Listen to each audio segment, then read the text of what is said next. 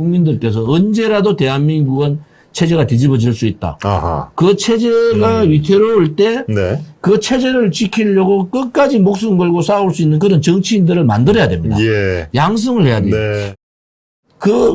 포갑적인 민주당, 그 다음에 문재인 정권의 그 좌파 포갑 정치, 네. 그 다음에 여론 정치에 누군가는 저항을 해야 된다. 누군가는 저항해서 우파의 저항 세력이 살아있다는 것을 보여야 되는 그렇습니다. 거예요. 네. 지금 정치인들 누가 나왔습니까? 한 명도 나와가지고 문재인 좌파 독재 정권하고 전면전 선언하고 매주 집회하고 매일 기자회견하고 문재인 좌파들이 하는 정책마다 가서 반대 의견 내고 그런 사람이 없었잖아요. 네. 이제는 저희들이 뭘 잘했다 이거보다는 이제는 우파의 국민들, 보수 우파의 국민들도 정말 깨달아야 된다. 아하. 나라가 정말 위기의 상황에 갔을 때 네. 그것을 이길 수 있는 그게 독립군이나 의병이나 학도병과 같은 마음을 가지고 아하. 최후의 보루로 할 수 있는 그 세력들이 있어야 돼요. 그 세력들을 정치 집단화 만들어줘야 됩니다. 아. 그래야지 네. 체제가 흔들리고 만약에 이번에 윤석열 정부도 흔들려가지고 동투를 통해서 막 100만 명이 촛불 들고 나오고요. 그런데 지금 4월 달에 그런 상황이 옵니다. 네. 그런 상황이 오는데 아하. 그때는 그 국민의 동의라는 게 뭡니까? 그 소위 노동운동의 좌파들이 잘못 가는 방향이 있지만 우파의 이 애국 그 운동은 네. 정의로워야 된다는 거예요. 정의롭다는 게 뭡니까?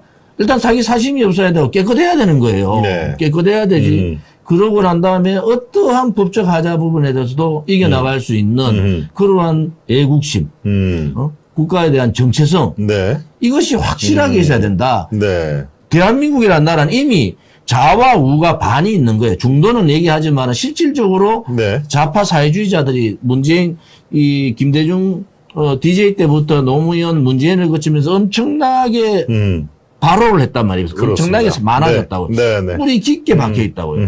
언제라도 뒤집어질 수가 있는데 그게 좌파 정권이 와서 체제의 문제 혹은 자유시장 경제의 문제, 자유통일, 정체성을 건드리지 않고 정책적으로 사회주의 정책을 뭐 조금 쓴다든지 이거는 정권이 바뀌면서 생각이 좌우에 따라 조금 달라요. 그렇죠. 네. 조금 다르지만 이건 이번에 문재인 정권 나라 자체를 바꿔버리려고 그런 거 아닙니까?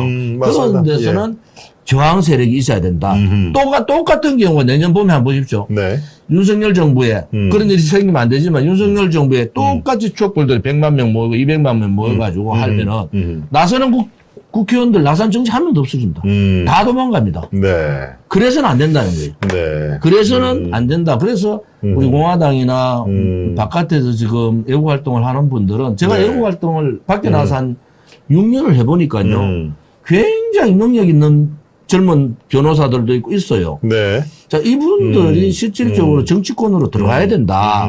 그래서 좌파들, 소위 민주당이나 정의당이나 뭐 다른 좌파들을 국회의원들하고 싸우더라도 네. 논리에서도 이기고 행동에서도 이기고 네. 애국심에서도 이기고 국가를 보는 국민을 보는 시각이나 미래 세대에 대한 책임감도 이기는 그러한 정치인들을 만들어내야 되잖아요.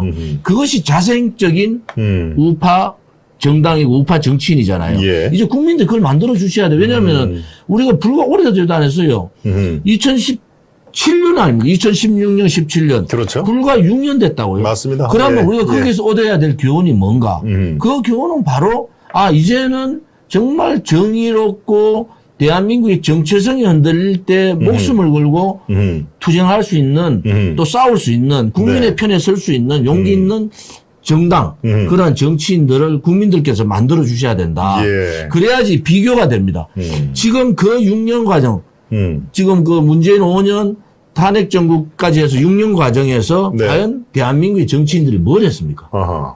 체제가 무너지는데 나서서 그렇죠. 네. 투쟁하지 못했잖아요. 네. 카페트 깔고 어디 청룡상 시상식 하는 것도 아니고 카페트 깔고 쫙 손 흔들어 갖고 그래서 제가 하는 소리예요. 네.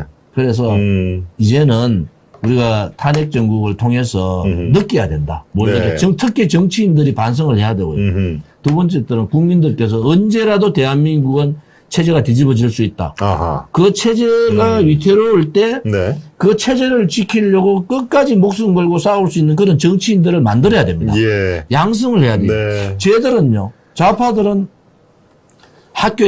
대학교, 지금 고등학교까지 들어가 있더라고요. 거기서부터 이념 교육을 시킨다고요. 예. 이념 교육을 시키고 뭐 어떤 특정 종교는 동조대로 하고 이렇게 하잖아요. 근데 네.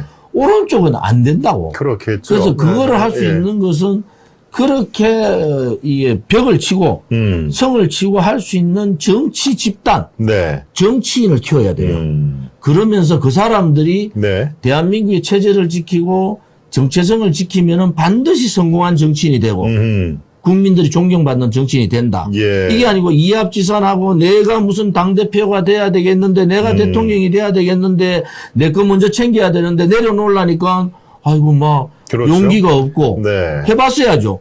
좌파들하고 싸워봤어야지 무슨 그렇죠. 용기가 있지. 그런 네. 용기가 없고 제가 국회의원들 거의 다 만났는데 제가 이래서 좀 나와야지 되지 않냐. 나라가 이래 망하고 문재인 좌파들이 저렇게 행포를 하는데 네. 법도 다 바꿔버리고 하는데 국회 앉아서 너 뭐 해가지고 너끼리 우리가 술 먹으면 뭐 하냐. 좀 나와라 했더니 첫 마디가 뭔지 아세요? 다들 형님 저는 용기가 없습니다.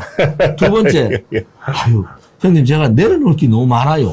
내려놓을 게 많으니까 내려놓을 게 많은데 뭐하러 정치합니까? 뭐하러 정치합니까? 아니, 내려놓을 게 많으면 편하게 네. 살지 아유, 뭐하러 정치해요. 당연하죠. 정치라는 것은 제가 약자들의 편에 써야 되잖아요. 약자들의 편에. 그렇습니다. 사회적 약자를 보듬어야죠, 당연히. 그런데 예. 그런 정치를 누가 만들어주느냐. 저는 우선 정치인들이 반성해야 되고 정당이 반성해야 되는데 예. 우리 공화당이 이제 한 발을 뒤진 거예요. 한 발을. 예. 우리 공화당이 정부 지원금 한 번 안 받고 당비를 가지고 네. 당의 후원금을 가지고만 쓰잖아요. 이제 자생했어요, 자생. 이게 자립단계에 온 거라고. 이게 6년이 이제 차에 6년, 들어갔으니까. 네. 6년 차에 자립단계에 들어왔는데, 저희들은 숫자가 이제 당원이 50만에 책임 돈 내는 당원이 5만 명 되잖아요. 그러면 우리가 걸어왔던 길이 뭔가? 네. 우리가 이렇게 많은 분들이 돌아가시고, 감옥 가고, 또 병원에 입원하고 이런 과정인데 왜 흐트러지지 않고 우리가 버텨왔는가? 예. 그것은 아까 말씀드린 박근혜 대통령의 탄핵, 그 탄핵이 자유민주 체제에 대한 탄핵이다. 네. 그리고 자유국민에 대한 탄핵이라는 인식이 하나가 있고, 예. 두 번째는 이제 우파도, 소위 우파도 자유민주 체제를 수호하는 이 우파도 이제 이념화가 좀 돼야 되겠다. 아하. 이념화가. 그리고 대한민국 이미 반반 정도의 사회주의자들이 뿌리밖에, 뭐 네. 밑에는 막 숫자로 따면 30%지만은 전반적으로 활동하는 인구로 봐서는 반반 정도 되는 거예요. 예. 그러면 언제라도 정권이 뒤집어지고 제2의 문재인과 같은 좌파 독재, 네. 대한민국 정체성을 완전히 뒤집어 버리겠다는 그런 세력들이 들어올 수 있잖아요. 예. 문재인보다도 더한 사람이 들어올 수도 있는 거예요. 그래 됐을 때 네. 그러면 전부 다 용기 없고 내려놓을 거 많고 눈치 보고 자기 아들 딸이나 생각하고 네. 가족들 생각하는 정치인만 있으면은 나라는 누가 지킵니까? 옛날에 우리 선배님들은요. 네. 자유라는 글자 하나 가지고 총 들고 나가 싸워서 많이 돌아가셨잖아요. 맞습니다. 예. 지금은 사상 전쟁을 하고 있는 거죠. 사상 전쟁을. 그러면 네. 그것이 우리가 5년간 또 6년차 투쟁을 하고 있는 하나의 작은 목표이기도 하다. 이래 보는 거죠. 예, 그렇습니다.